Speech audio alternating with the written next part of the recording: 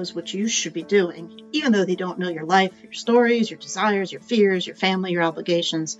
I'm hoping this podcast gives you the opportunity to think about what you want, to listen to your still small voice.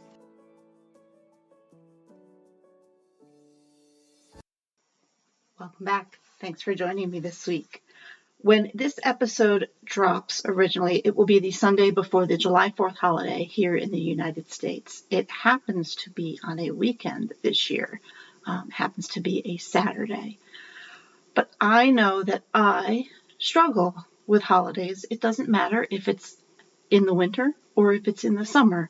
There are expectations, even if they seem to be less expectations. There are expectations on July 4th. There are things you are expected to do. And you are expected to celebrate, whether or not you want to celebrate or not. And I think while we think about this a lot during the rush of November to December, we don't think about it when it comes to our supposedly easier season of summer. And one could argue easier on who? Because I think sometimes summer requires a lot more work and a lot more being on at times than maybe even the winter does. But I think I feel that way about any season. I don't think it has anything to do with the time of year or the holiday. I think I'm just a cranky old lady, and that it is what it is. But it is something to think about, depending upon what you have already done this summer. If you've already had a bunch of events, a bunch of graduations or weddings or baptisms or confirmations or whatever, you definitely know where my world comes from. But if you've had other celebrations, if you have other things coming up, as I mentioned in an earlier episode, I have 3 out of my 4 parents have birthdays in July. It's a lot. It's a lot for me in the hottest days of summer. And we cap it off with July 4th, which just kind of starts the run of social obligation and just as much as I think sometimes Christmas and Thanksgiving too. So if you feel that same way, I just want you to know you're not alone. I'm sitting here regularly in my chair, also bemoaning the fact that we have holidays every season that seem to not ever be timed in a way that works for me. So just something for you to think about and consider if maybe it's not feeling exactly what you want it to be. The other challenge I have with July 4th, and sometimes just with the summer in general, is just the loudness and the brightness and just how stimulating it can be. It is definitely a challenge even in around the Thanksgiving and Christmas holidays when we're turning in quiet, but sometimes it almost feels like it's an extra overload for me. The other issue I have are fireworks. Having been someone who most of my life had a parent and or myself who didn't either have the day off or had to get up early the next day because, July 4th usually is July 4th and you don't get July 5th off.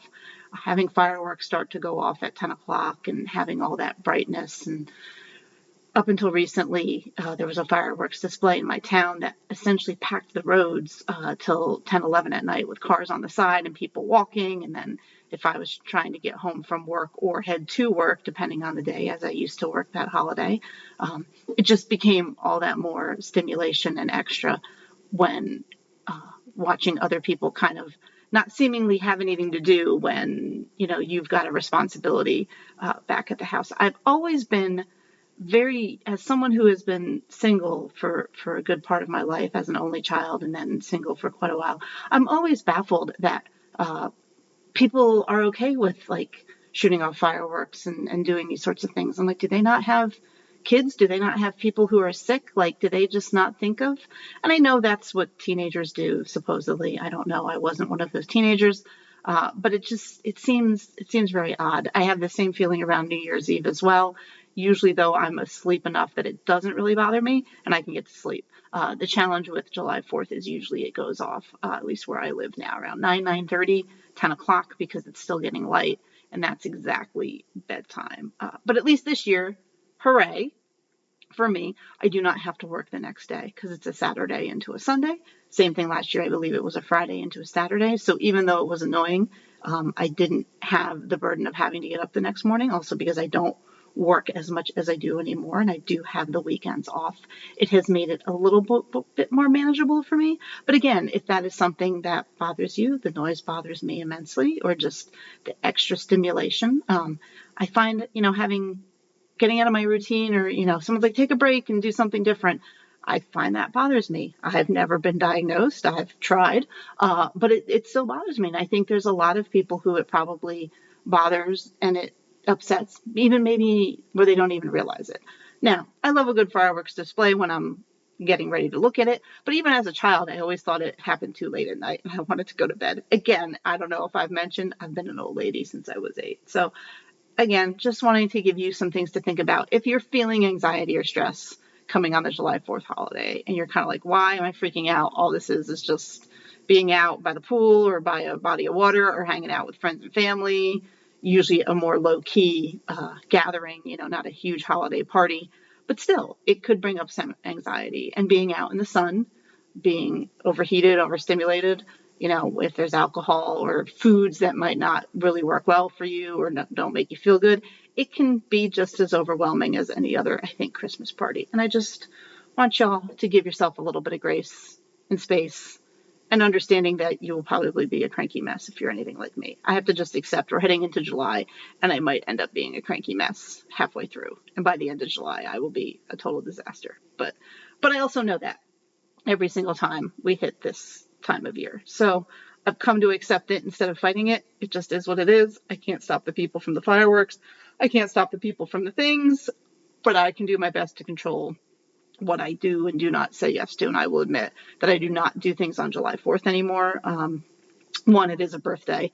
And now that I'm able to celebrate in person, that is something we do. And luckily, I come by all of my neuroses, honestly. My family is a bee in the house, in bed, at home, kind of winding down by 6 or 7 p.m. So my brief days of going out late and going to things after 7 o'clock have gone. They were lovely while I was there. So whatever you do this holiday weekend or whatever weekend you happen to be listening to, I just hope you take care and you listen to what you need.